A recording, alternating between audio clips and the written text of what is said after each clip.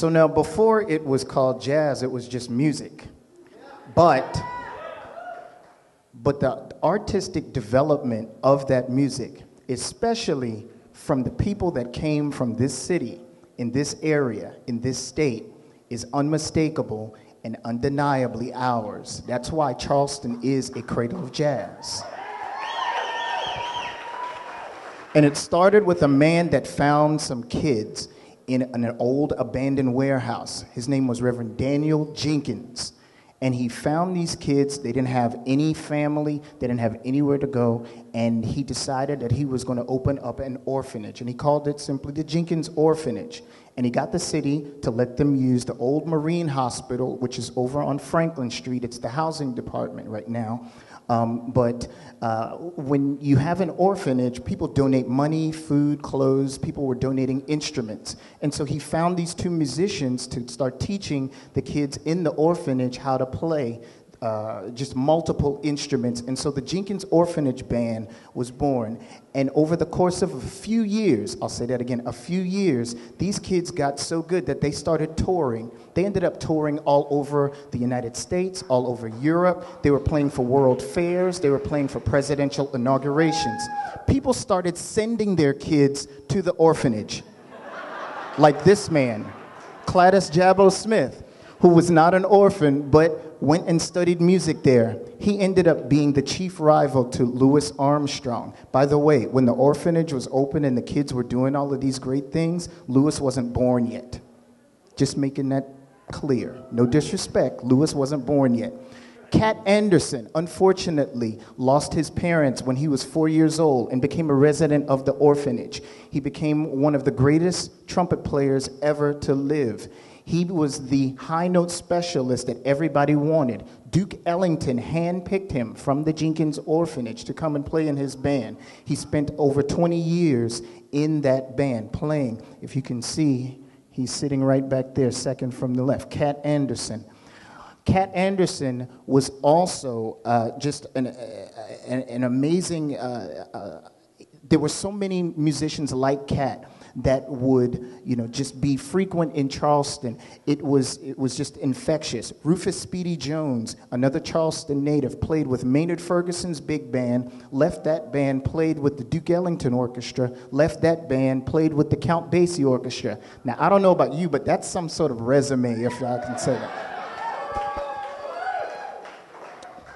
It was not uncommon for Count Basie's orchestra or Duke Ellington's orchestra or Lionel Hampton's orchestra or James Brown or any of them to come through Charleston and pick up musicians from here because those musicians were very talented in their ability to read music. They were very adept at picking up things fast, and they could play a number of different instruments. This gentleman, Freddie Green, was regarded as the greatest rhythm guitarist ever. He was born over on Strawberry Lane, which is right off of Rutledge Avenue. Count Basie said, if Freddie Green ever leaves my band, I'm going with him. Fudd Livingston was another person born and raised here in Charleston. He wrote a number of hit tunes for a lot of people. Nat King Cole recorded his music. The Dorsey brothers recorded his music. Diana Krall recorded some of his songs.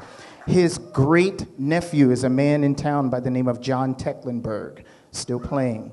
Alphonse Mouzon. Has anybody in this room ever heard of a band called Weather Report? Thank you. Alphonse Mouzon was the original drummer for Weather Report. He was born and raised in North Charleston, South Carolina. Charleston's loaded. Jack McCrae. Jack McCrae is who I think that we all refer to as the leader of our movement now. And unfortunately, we lost Jack just a little over a year ago. But Jack helped in creating two great entities that exist now. There's the Charleston Jazz Initiative, which is a research project that he co-founded with Dr. Karen Chandler at the College of Charleston. And They have gone through and done just a massive amount of material, whether it was photographs, oral histories of people, and it's just fabulous. And then he also helped with the formation of the Jazz Artists of Charleston, which I'm very proud to be the artistic director of. And the Jazz Artists of Charleston, if you don't know what we do, we try to promote a very high and healthy culture of music for jazz artists, for artists in general, for enthusiasts, for students, and for the community. Our jazz house is located, if you're ever in the neighborhood, at the corner of Cannon and St. Philip Street. It is there that you can find out what's going on around town. We have people that sell their merchandise there. It's just a great location. Our mayor, Mayor Riley, proclaimed April 9th as Jazz Artists of Charleston Day. We decided that we are going to celebrate that whole week. April is actually Jazz Appreciation Month, and during that we have a number of different events that are presented, whether it's a concert or whether it's our Sea Jazz exhibit. Like I said, jazz is not just musicians that are playing. Jazz is photographers. Stacy, there's a great picture that I love. I have it on my Facebook page that Stacy took of me. Thank you very much. They're photographs. They're, just a number of different ways that you could be jazz. Then, of course, we have the Charleston Jazz Orchestra, which is your resident big band. We perform 6 times a year, and we have a great time at the House of Swing, which is the Charleston Music Hall. If you're ever in that vicinity 6 times a year, it's really not hard to find us. There's some more information if you want to check us out. We're on the web at www.thejhhegler.org, or you can find out more history about all things jazz in the Low Country at the Charleston Jazz Initiative. Now, I know I'm out of time, but I'm the last person, so.